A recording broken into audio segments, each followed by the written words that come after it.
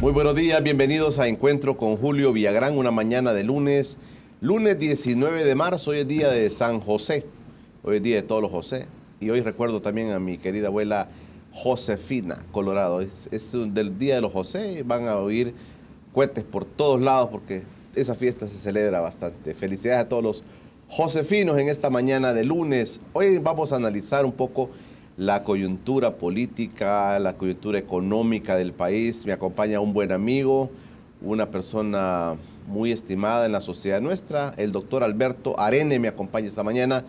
Alberto, gracias por aceptar esta invitación. Gracias a ti, Julio. Es un gusto estar en tu programa. Un saludo a la audiencia.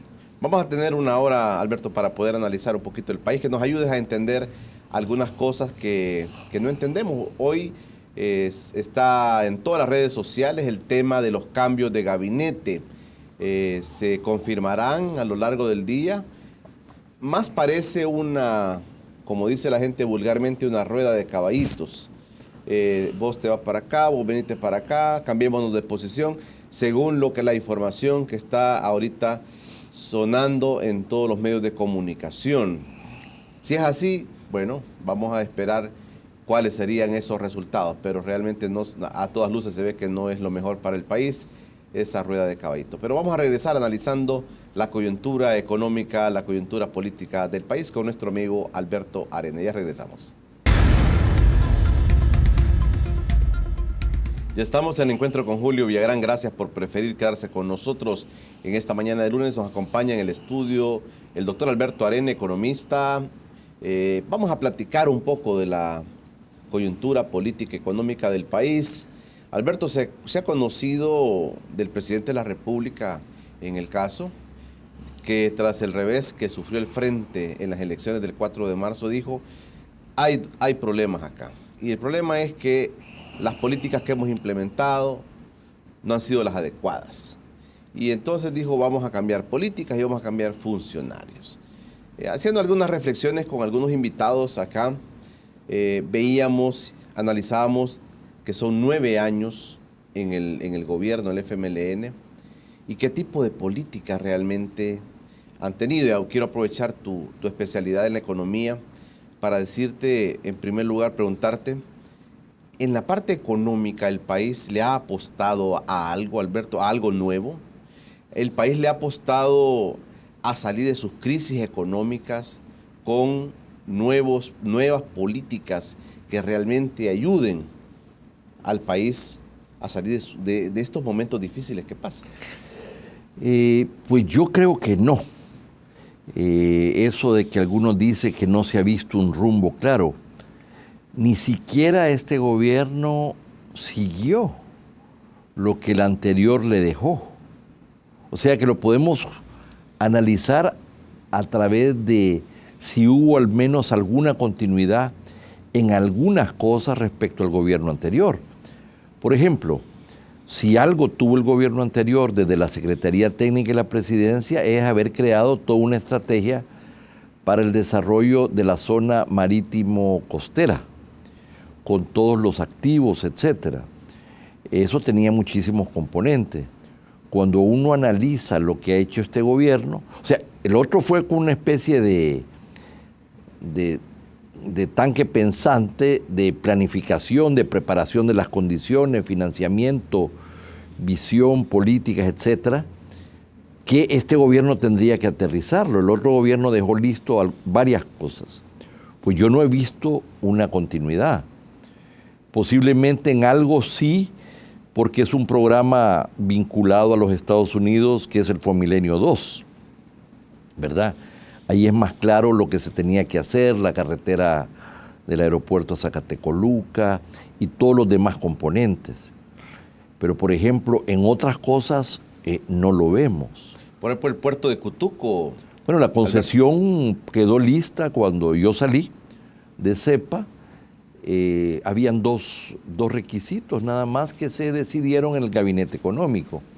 Uno era que había que presupuestar $15 millones en la Asamblea Legislativa para el dragado, porque si no, los que iban a participar en la licitación, en la concesión, no iban a haber de parte del gobierno signos claros de que había un compromiso con el dragado, que es una condición sine qua non para que los barcos que vinieran no se quedaran trabados en el lodo del canal de acceso. O sea, cosa muy básica, ¿verdad? O sea, básica, las vocales, es decir, el A, E, I, O, U. Pero mira, pero Alberto, disculpa, pero en este gobierno he escuchado a funcionarios seguir culpando a quien se inventó, dicen, o a quien le apostó al puerto de Cutuco, aún en estos días. Bueno, puede haber toda una discusión sobre eso, pero la concesión del puerto tenía una hoja de ruta ya definida ya por el gobierno anterior y por el gabinete económico. Entonces, una condición era que se dragara y la otra es que se crearan las condiciones para mover contenedores de Acajutla a la Unión de manera progresiva para que los operadores no perdieran tanto dinero en los primeros años hasta llegar a su punto de equilibrio. Entonces, no se hizo ni una cosa ni la otra, no se presupuestó los 15 millones de dólares y tampoco se dieron pasos para mover los contenedores.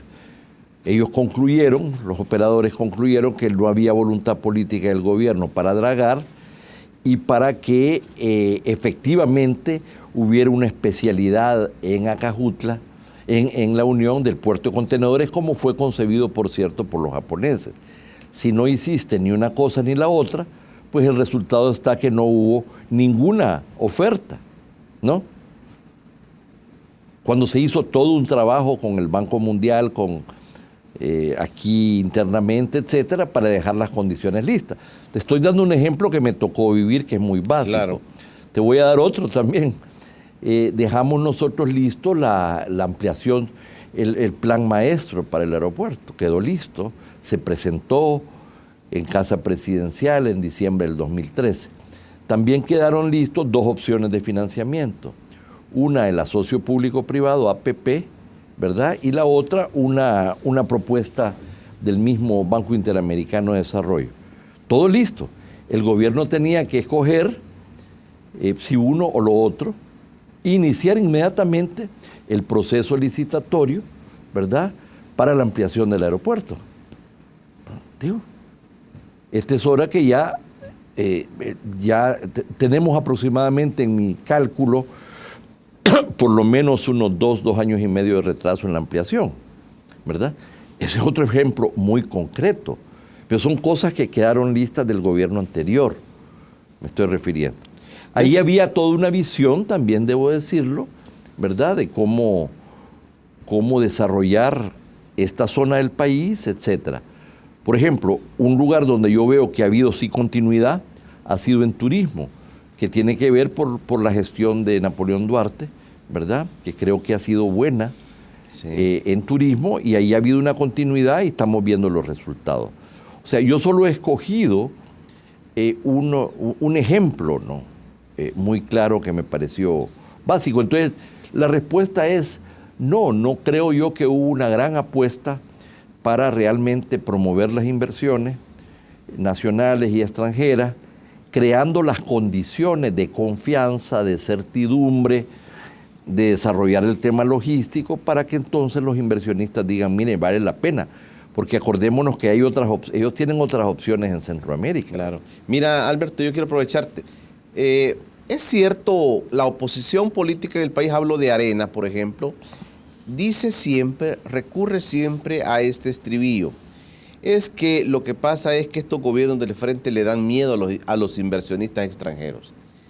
Tú estuviste en CEPA, tú conoces, tú has platicado con muchos inversionistas. ¿Es esto cierto, Alberto?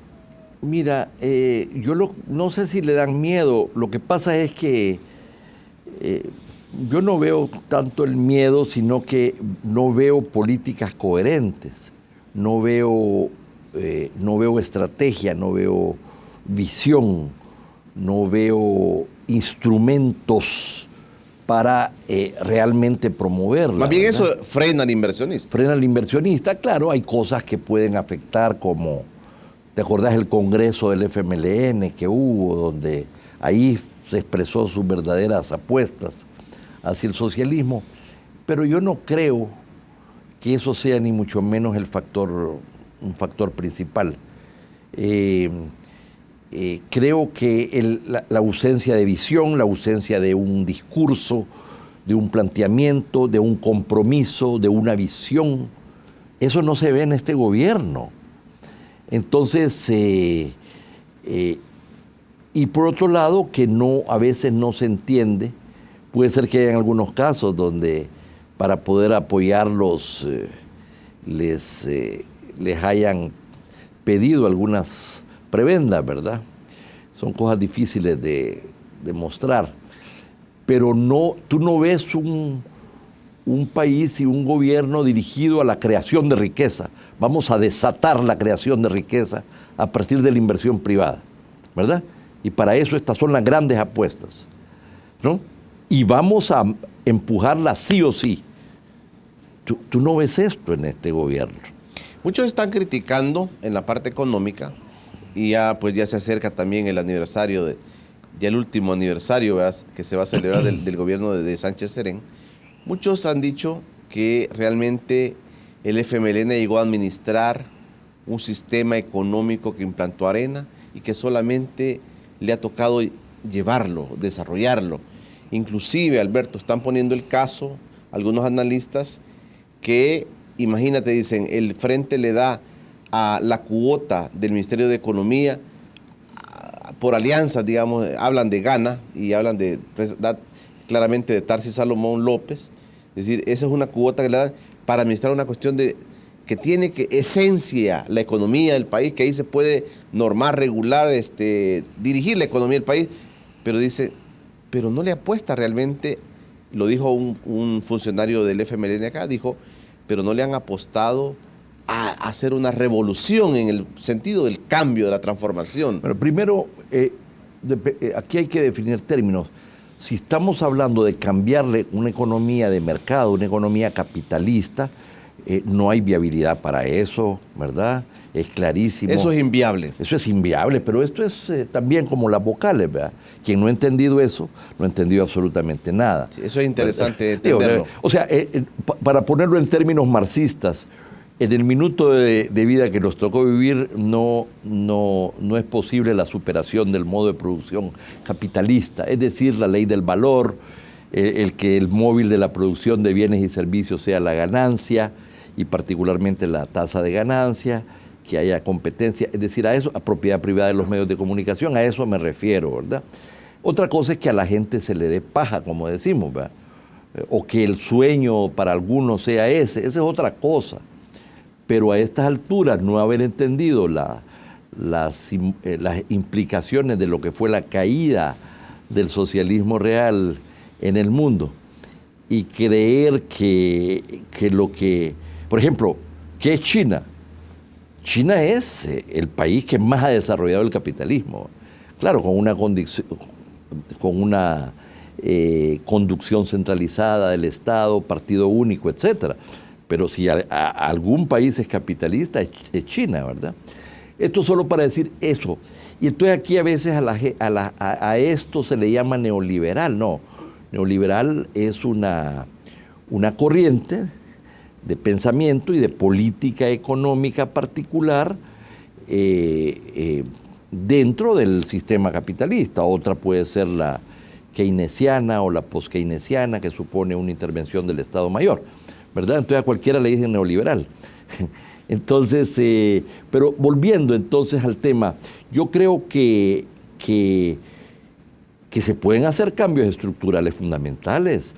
Cambios estructurales, por ejemplo, para mí es que la economía ya no importe tanto y tenga esos enormes déficits comerciales y pase a exportar hasta llegar a tener excedentes comerciales. Es decir, que no viva de exportar gente para recibir remesas, claro, sino que viva de exportar bienes y servicios. Eso sería un cambio estructural profundo, fundamental. Y que va a requerir de mucho tiempo también. De mucho tiempo. Vamos a hacer una pausa, Alberto, si te parece, y cuando regresemos continuamos hablando de esto. Y también quisiera que habláramos sobre el tema social. Muchas veces dicen que la carga social del país es muy alta y que el crecimiento económico es muy bajo. Quisiera que nos explicaras un poquito de esto también, porque dice, mire, que estamos gastando demasiado en programas sociales y el país no está produciendo. Esa es una queja que la derecha está también poniendo en su campaña. Vamos a regresar platicando con el doctor Alberto Arene en esta mañana de lunes. Gracias por quedarse con Encuentro con Julio Villagrán esta mañana de lunes, platicando con Alberto Arene, un economista muy reconocido en el país. Alberto, en el tema de la economía, se decía, como te estaba planteando, que el Frente como que no tuvo la claridad de decir, inclusive un dirigente dijo, miren, no, ¿cuál revolución? No. La gente se quedó esperando una revolución, no han pasado 9 años y una revolución. ¿Qué cambios, por ejemplo, en el tema del Ministerio de Economía, cómo tú evalúas esto? Bueno, fíjate que contrariamente a lo que alguna gente dice dentro del Frente, el ministro de Economía es un ministro valorado por el sector privado porque siente que con él pueden hablar, que tienen una gran interlocución y que muchas de las cosas que hablan y tienen resultados concretos. No es igual con Óscar Ortiz, que sienten que se reúnen y hablan y no sucede nada. Pero con el ministro de Economía hay resultados concretos. Por ejemplo, aumentaron la cuota para exportar azúcar a China. Lo mismo con Corea del Sur. Corea del Sur, sí. El Tratado de Libre Comercio. En fin, pareciera que resuelven muchas cosas y que la situación sería más difícil si ellos no tuvieran este interlocutor en el gobierno. Vamos a ver, efectivamente hay una viceministra que fue propuesta por Gana, pero sin Gana no hubiera podido el gobierno gobernar, pasar una serie de leyes. Y esto viene del gobierno anterior, ¿verdad? Esas son las alianzas. Esas son las alianzas ya legislativas y que requieren a veces pues ceder algunos puestos en el gobierno, que fue prácticamente mínimo. Así que en general yo he oído más bien posiciones positivas respecto al ministro de Economía, que sienten que es un buen interlocutor y que ha logrado cosas importantes. Pero una de las primeras cabezas que la gente y gente del partido ha pedido es la de Tarsis Salomón. Eso es lo que oigo, ¿verdad? Pero bueno, vamos a ver si llega alguien que, además de tener formación y experiencia, impulse la inversión, resuelva los problemas y sea un interlocutor con el sector privado, porque lo peor que le podría pasar a este gobierno, que en esta recta final entrara en confrontaciones mayores con el sector privado. Aquí necesitamos invertir, que haya inversión, que haya creación de empleo, etcétera. Mira, hay otra cosa, Alberto, en el tema social. Se dice, mire, este país está produciendo muy poco, este país está creciendo muy poco económicamente, y el gasto del tema social, los subsidios, los zapatos para los niños de las escuelas, la leche de los niños, los cuadernos, este es un gasto más bien que se puede analizar desde el punto de vista del populismo y decirle, le doy unos zapatitos a los niños de las escuelas, pero porque ando agenciándome votos. Y es puro populismo. Pero el país no está para eso. Es una de las críticas que hacen. Y la otra es que estos gobiernos del Frente llenaron la burocracia de puros activistas del Frente. Esas son dos cosas concretas. Esto tú lo has visto así, Alberto. Bueno, vamos a ver. Cuando este es un país que produce relativamente poco en relación a la deuda pública que ha acumulado, ¿verdad? Es decir, si tú tienes una producción será de 27,000 millones o 28,000, no sé, habría que ver las últimas cifras, y tienes una deuda pública de 17,500 millones, pues eso te lleva a un 63, 64%, que podría aumentar ahora con la actualización de las cuentas nacionales y llevarte a un 70%, cuando para países dolarizados debería estar entre 45 o 50% máximo. Entonces, si tú no logras promover inversión privada, crecer, ¿no? de tal manera que, y crecer a tasas no de 2%, sino de 4 o 5, para generar más ingresos fiscales. Al mismo tiempo, combatir la evasión y la elusión fiscal para tener más ingresos. ¿Qué pasa? Llega un momento que no te alcanza para el presupuesto. Y entonces los presupuestos los presentás con déficit. Y ya como llevaste al país al impago, ¿verdad? El gobierno llevó al país al impago.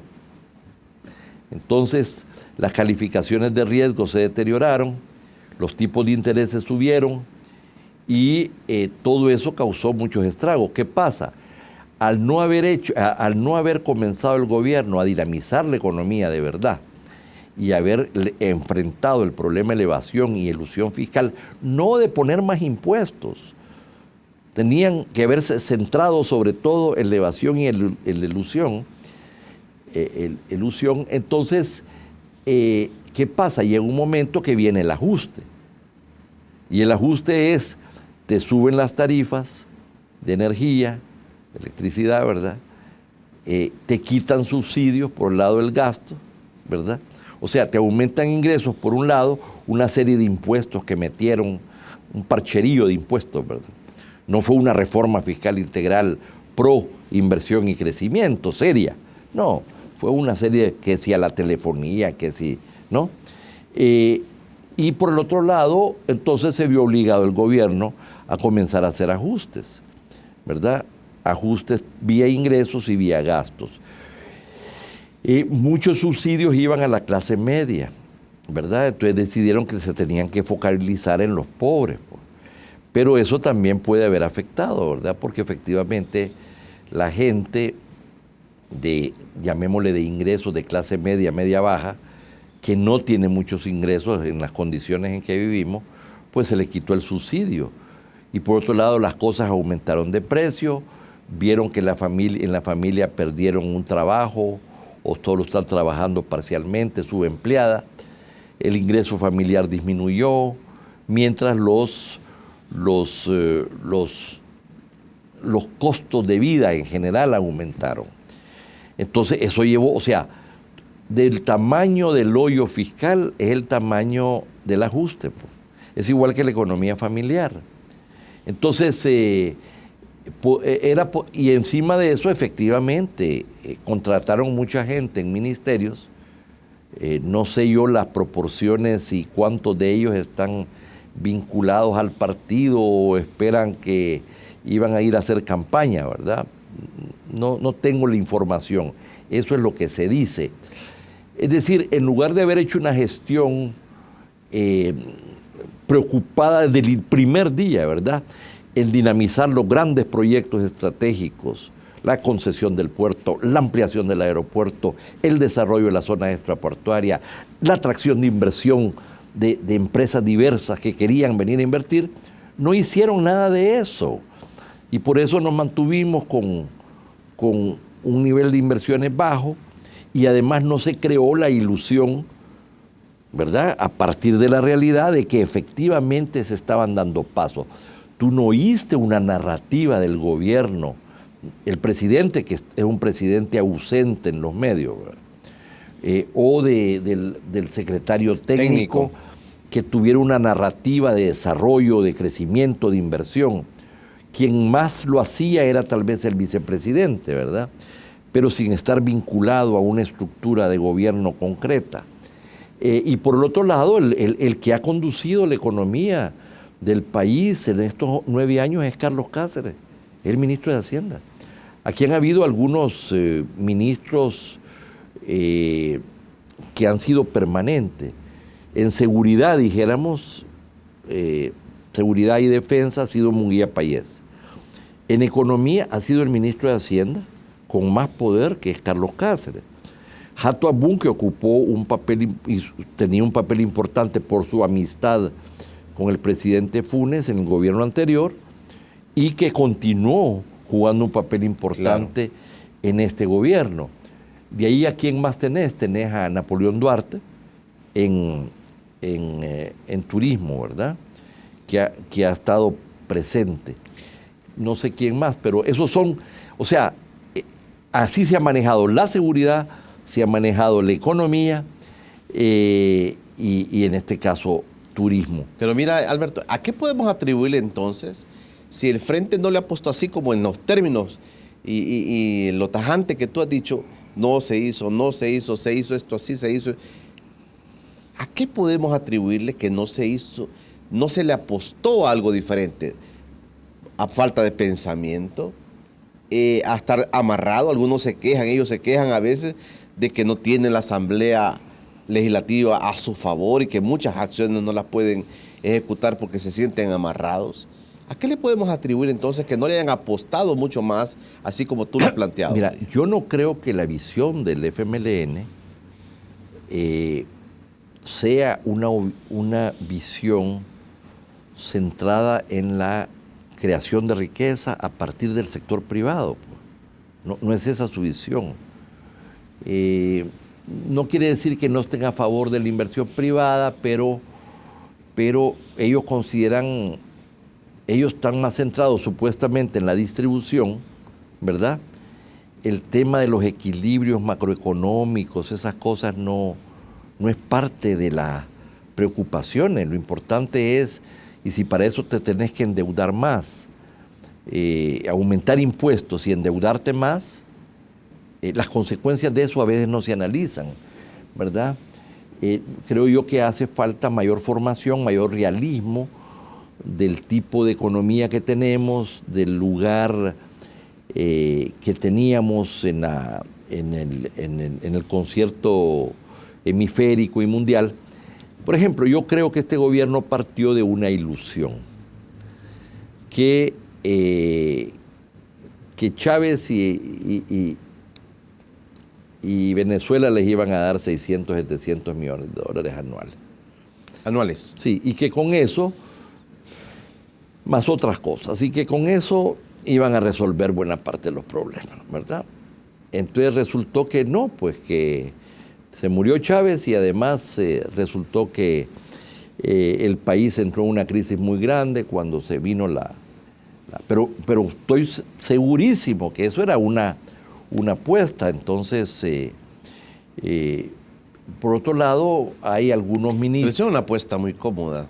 Bueno, pero esa fue, o sea, acuérdate que ¿quiénes son los principales aliados de este gobierno realmente, en términos de la familia, pues? Pues tú puedes tener aliados tácticos, claro. Otros más lejanos. La familia es Cuba y Venezuela, la Venezuela chavista. Y si ellos te habían dicho que te iban a apoyar, estabas en conversaciones. No el primer día que del gobierno del presidente Sánchez Serén se firmó Petrocaribe, pues, ¿no? Y tú que conoces de petróleo, tú eres de las personas que más conoces de ese tema. Petrocaribe se firmó, pero eso no fue una inyección al gobierno, sino que se estructuró el ALBA, petróleo, claro, que ya existía, hasta ahí se fue canalizando. Bueno, puede ser que una parte, eso es un sector privado, dijéramos. Una parte de eso, pues tal vez ayudó para financiar las campañas del frente, de alcalde, de la presidencial y todo eso, pero no fue aquel subsidio grande que esperaban ellos. Que se esperaba, ¿verdad? Claro. Vamos a hacer un programa, fíjate, ya me está dando la idea, entre tú y yo para discutir este tema tan interesante de todo lo que es Petrocaribe, todo lo que son estas alianzas petrolíferas. Te invito para que hagamos un programa y discutamos. Bueno, me voy a tener que preparar porque tú sabes mucho y yo no. Vamos a discutir, no, pero políticamente tu pensamiento es muy claro en eso y vamos a combinarnos un poco, ¿verdad? Para que la gente entienda qué ha pasado con estos procesos. Vamos a programarnos luego con Alberto Arenes, nuestro invitado esta mañana, hablando sobre el tema económico del país. Pero también viene un nuevo escenario 2019 y el escenario de la nueva Asamblea Legislativa también se nos viene. Voy a aprovechar para platicar con Alberto sobre estos temas políticos también. Ya regresamos.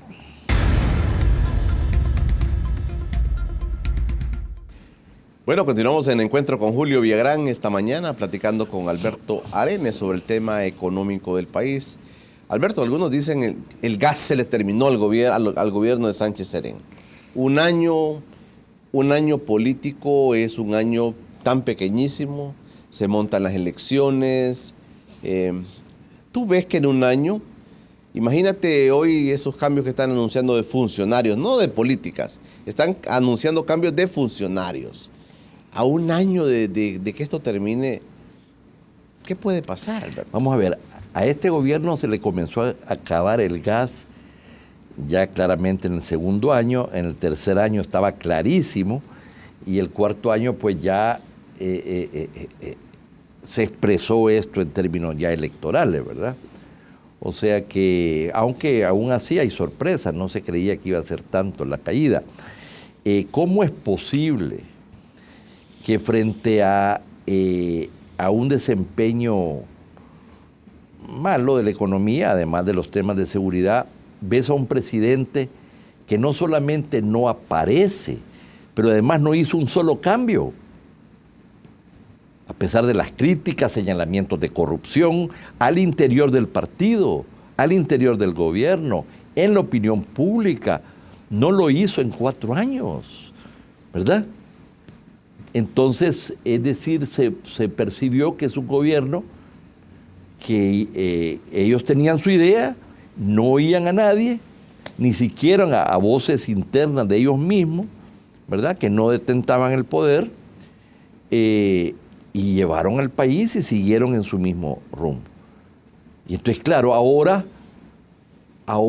frente a la perspectiva de perder el poder, o el poder parcial que tienen, ¿verdad?, Claro. Entonces ven que no van a tener, en principio no tendrían ni siquiera posibilidades de evitar un voto calificado, ¿verdad?, de 2/3. Yo creo que si lo tienen, ya voy a explicar por qué. Uh-huh. Porque ellos pueden lograr tal vez algún voto si se pusieran de acuerdo con Gana, con el PCN, Claro, sí. con el PDC, Sí. es decir, el Arena, vamos a ver si ahí hay unos cordones umbilicales Sí, con lo algunos. más lógico pensar es que Arena, Gana, PCN se van a aliar, ¿verdad? Es lo más lógico pensar, y que van a hacer la planadora. Sí, pero eso la no asamblea. quiere decir. Pero también el gobierno tiene un año más de estar en el gobierno, y esas alianzas y esas cuotas que dan las pueden tener un año más con estos partidos Claro, pequeños. y sobre todo con algunos personeros de ellos que a veces ni siquiera responden a la línea oficial de su partido. Y ahí pueden conseguir unos votos que les ayuden a ponerle una cuña al voto calificado. O sea que yo tengo otra visión sobre esto. Pero no hay duda de que su sueño de apoderarse, dijéramos, de buena parte de las elecciones de segundo grado, es decir, de los magistrados de la Corte Suprema de Justicia, de los fiscal, Corte de Cuentas, procurador, y caerle encima a eso, ¿verdad?, para que respondan más a ellos, eso yo creo que no lo van a lograr. Está cuesta arriba. Eso por un lado. Por el otro lado, no van a contar con mayoría, no van a tener mayoría legislativa, Claro. no van a contar con mayoría con estos funcionarios, y por el otro lado, su posicionamiento, la percepción pública ciudadana del FMLN es mala, y Arena está en una ofensiva, ¿verdad? El otro tema que les ha afectado, por supuesto, es la salida de Nayib Bukele, sobre todo en San Salvador, que se prepara pues a hacer un nuevo partido y a correr para las elecciones. El TPS fue un tema que les afectó muchísimo, el fin del TPS, y entonces la perspectiva de que venga todavía más gente de regreso de Estados Unidos para acá. Es decir, fueron una combinación de factores que efectivamente se coincidieron en el tiempo y que expresarían estos resultados. Este es un gobierno que ha sido débil y que ahora va a ser mucho más débil. ¿Qué debe cambiar el frente? ¿Cambiar sus políticas, sus funcionarios de gobierno, o repensarse como partido, Alberto? Mira, yo no creo que quienes mandan en el frente son marxistas-leninistas, ¿verdad? Digo, seamos serios. Y así se llama eso. Así se autodefinen los que mandan. Los socialdemócratas, los rosaditos, los de otras visiones salieron hace 10, 15 años del frente, pues. Entonces la conducción llamada socialista revolucionaria es la que manda. Y hubo una gente con otra mentalidad como Hugo Martínez o Gerson Martínez, que lo que hicieron para poder sobrevivir es acomodarse, pues, a la línea, dijéramos, llamada ortodoxa o socialista revolucionaria. Claro. Entonces yo no estoy criticando eso. Digo, ellos lo lograron, ellos son dueños de eso, pues, no. Pero bajo esa visión, yo creo que es muy difícil bajo esa visión ser gobierno en sociedades capitalistas, ¿verdad? Y en democracias occidentales, ¿no? Yo creo que el problema de fondo más profundo es ese, ¿verdad? Y entonces ofreces a tu clientela, a tu militancia que vas a construir el socialismo, ¿verdad? Y ni siquiera puedes administrar el capitalismo ni los modelos neoliberales, pues. Entonces, y además introducís una serie de medidas que crean dudas, insatisfacción, confrontaciones, etcétera. O sea, ¿por qué fue exitoso Felipe González en España? Era el Partido Socialista Obrero Español, un partido de izquierda. Bueno, renunció al marxismo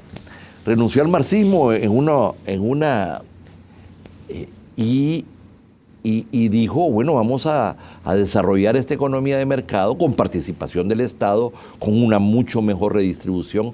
Vamos a poner esta economía a crecer, nos vamos a integrar a Europa, vamos a ser parte de la OTAN. Y viste el éxito de lo que fue el PSOE, que llevó a España al progreso y a la democracia, etcétera. Ese es otro proyecto. El FMLN no está en eso. Yo no lo estoy criticando. Eso es lo que es. Y ellos creen, efectivamente, que es posible. Y claro, bajo lo que fue la experiencia de Chávez con la billetera grande, pues eso alimentaba la ilusión, ¿verdad?, que esto era posible. Se logró un eje, el llamado eje del ALBA, en Latinoamérica, donde además habían alianzas con partidos de izquierda de países fuertes, como, bueno, no sé si es de izquierda los Kirchner, pero bueno, pero estaba Lula. Entonces, a partir de ese contexto internacional, y yo diría un gobierno norteamericano bastante suave y benevolente, ¿verdad? Ese no es el imperio que conocimos nosotros en los 80. Trataron con, yo diría, con mucha benevolencia al chavismo y a sus aliados en Latinoamérica, ¿verdad? Entonces, lo que sucedió fue que eso creó expectativas que era posible el proyecto del socialismo del siglo XXI. Y además con mucho dinero financiado por, ¿verdad? Claro, el financiamiento mayor fue para Cuba, después Bolivia, Nicaragua, todavía con Daniel Ortega, lograron, creo yo, que unos 4.500 millones de dólares, y aquí lograron unos 1.000 millones que fue para la empresa Alba Petróleo, que por cierto, la mayor parte de los negocios como que les fue bastante mal, pero no fue una inyección para el gobierno, pues, ¿no? Entonces yo creo que el tema de fondo que nunca se discute, por cierto, Julio, ¿sí?, es que nunca se discute. Sí, claro. Porque aquí claro. aquí no discutimos. Inclusive yo estaba pensando, oyéndote hablar, Alberto, que esas discusiones el Frente debería hacerlas para ver su nuevo rumbo, para ver cómo ellos, si quieren sobrevivir. Alguien dijo, mire, ya el Frente en las otras elecciones va a aparecer el PDC, pues venía en declive, pero si ellos quieren sobrevivir, mira, yo creo que esos temas deberían sí. armar ese tipo de discusiones. Sí, yo creo que esto es válido. Yo no estoy criticando al Frente porque ellos tienen su propia ideología. Claro. Y si ellos se quieren, digo, inmolar bajo esa... Sí, es una decisión de ellos. Claro. O sea que de eso soy muy respetuoso.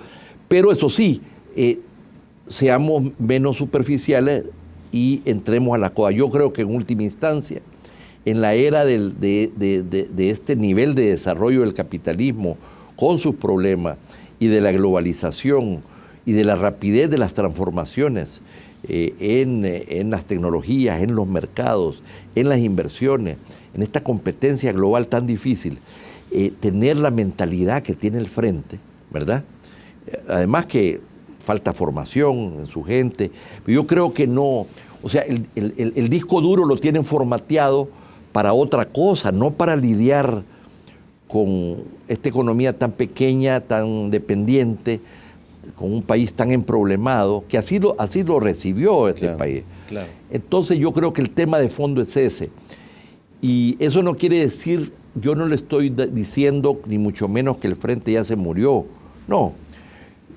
Vamos a ver a un Frente, van a cerrar filas, van a tratar de cohesionar el gobierno con gente más de ellos, van a poner el aparato del Estado en función de las próximas elecciones, de tal manera, claro. Una de las críticas es que muchos de esos señores que llevaron no responden a las directrices del partido y por lo tanto no responden a movilizar gentes y poner recursos de las instituciones estatales en función del esfuerzo político electoral. Claro. Ahí hay una crítica pues interna que viene de ahí. Mira, cuando regresemos al último bloque quiero aprovechar también platicar, porque el Frente tiene opciones limitadas quizás, y algunos dicen el Frente, dijo aquí Fidel Fuentes, alcalde de San Marcos, cuando yo le pregunté si el Frente gana sin Nayib Bukele, él dijo, difícil y cada vez más complicado, lo ve más complicado. Entonces, quiero ver con tu visión, Alberto, sobre esto de los candidatos. Ya estamos en campaña presidencial hace meses, ¿verdad?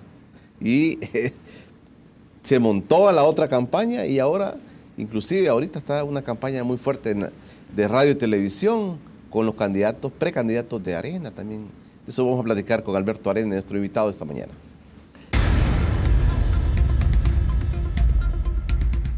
Estamos de regreso ya al último bloque de encuentro con Julio Villagrán. Pero el Frente tiene mentes que piensan bastante bien, Alberto.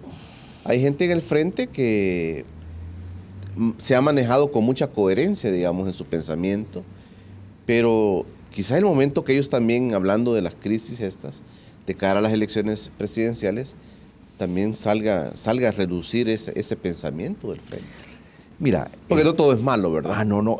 Fíjate que el Frente tiene cuadros históricos acostumbrados a enfrentar situaciones mucho más difíciles que la que ahora van a enfrentar. El Frente ha sido el proyecto guerrillero más exitoso, tal vez de la historia de América Latina.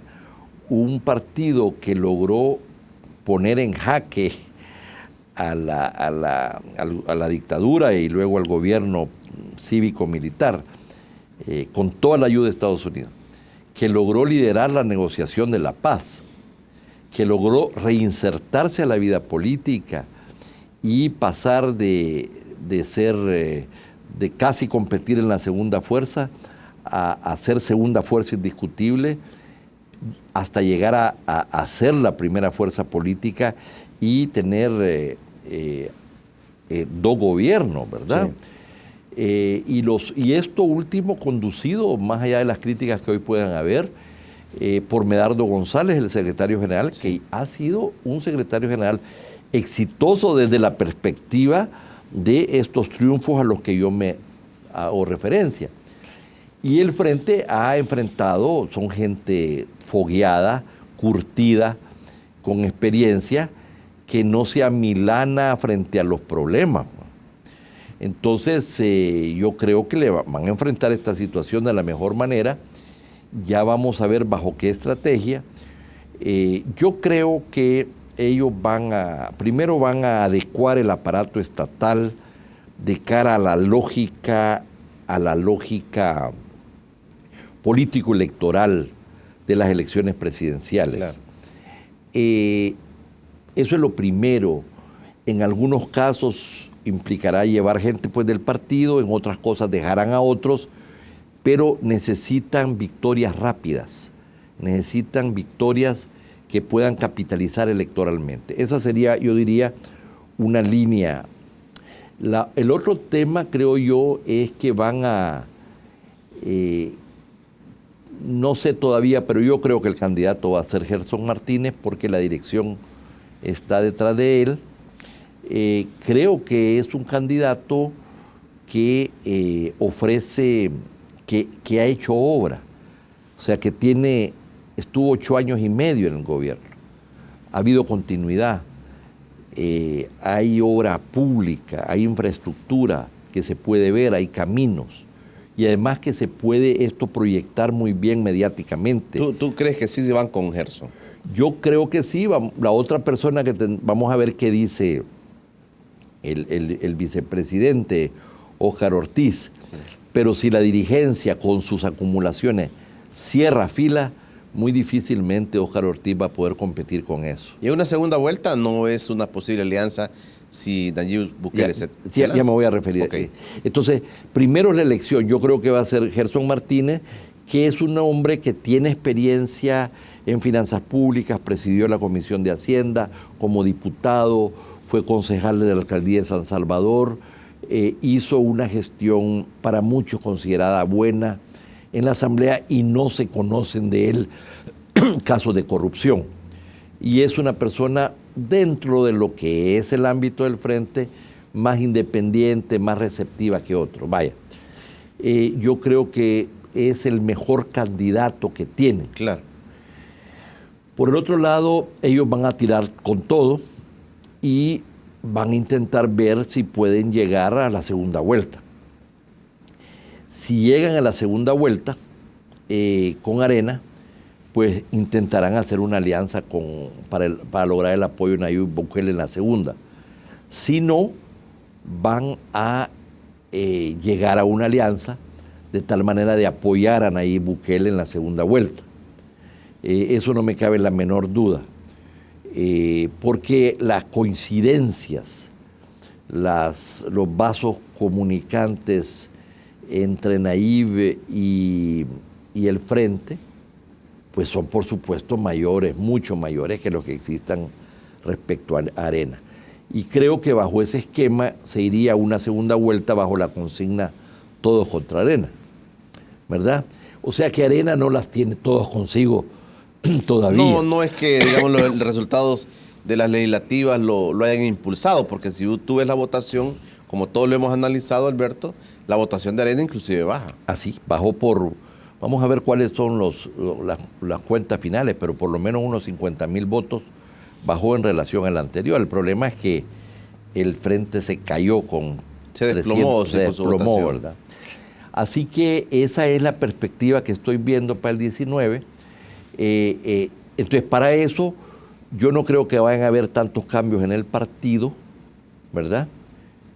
Cambios en el gobierno en función de poner el Estado en función de la estrategia política electoral, las instituciones, y por otro lado, algunas victorias tempranas de cosas, de obras que puedan mostrar, que puedan crear en el electorado, dijéramos, una percepción mejor. Estos cambios de funcionarios o de cosas que se van a dar en este momento, como tú dices, victorias rápidas, ¿verdad? Hacer cosas, pero para mañana, ¿tú crees que tenga impacto o va a ser una cuestión de que publicitariamente se diga, sí hubo cambio?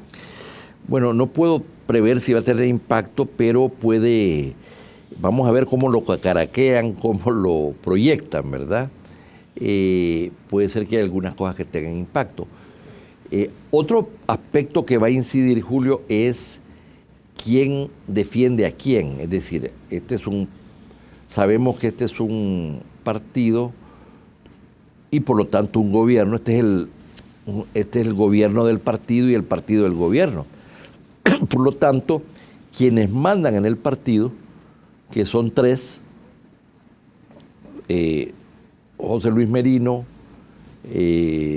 Medardo González y el presidente de la República.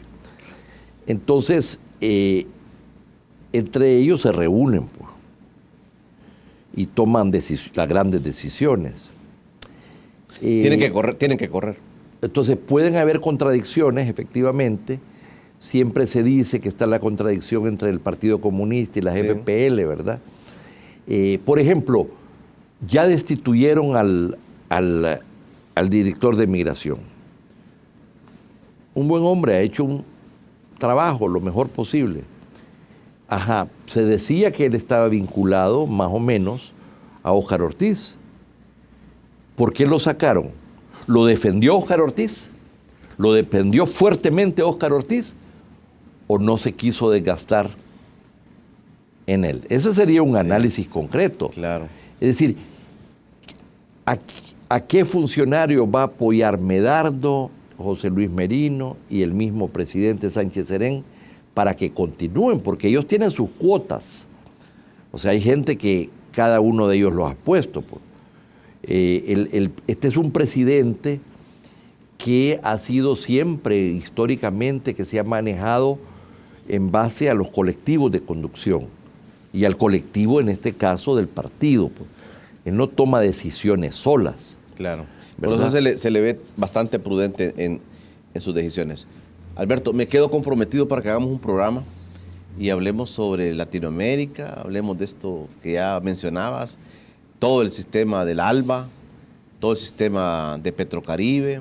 Son temas interesantes. Nos vamos a preparar para que la gente también... Yo, sobre todo, me tengo que preparar porque tú eres un especialista, pero no hay duda que, como muchos lo dijimos hace 2 años, el escenario internacional y latinoamérico en particular iba a cambiar y ya lo estamos viendo. Este es un dominó al revés, ¿verdad? Están cayendo todos los que eran los gobiernos del ALBA por gobiernos más del centro a la derecha y hay una nueva situación. Vamos a fijar fecha para que podamos hablar de eso. Está bien. ¿Te parece? Bueno, gracias Alberto por estar con nosotros. Muchas gracias a ti. Un saludo a tu audiencia. Bueno, gracias a todos en casa por haberse quedado con nosotros. Mañana nos va a acompañar en el estudio Dagoberto Gutiérrez, otro analista nacional. Vamos a platicar de estas cosas, la visión de él sobre las coyunturas políticas del país. Será el día de mañana que nos volvamos a encontrar en Encuentro con Julio Villagrán.